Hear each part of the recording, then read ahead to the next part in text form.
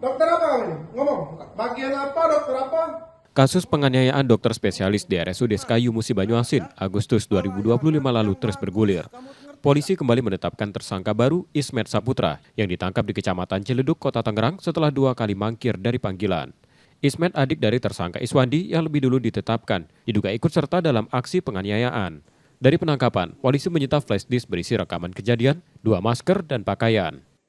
Sudah dilakukan pemanggilan 2 kali, namun tidak hadir, kemudian dilakukan upaya membawa, surat perintah membawa, dan berhasil diamankan oleh teman-teman dari Satreskrim Polres Muba di wilayah Kabupaten Tangerang, ya, Provinsi Banten, ya. Untuk perannya, dialah yang berperan menarik masker dari dokter. Saat ini berkas perkara tengah dilengkapi untuk segera dilimpahkan ke Kejaksaan Penuntut Umum. Reski Oktora, Muklas Diferensial, Kompas TV, Palembang, Sumatera Selatan.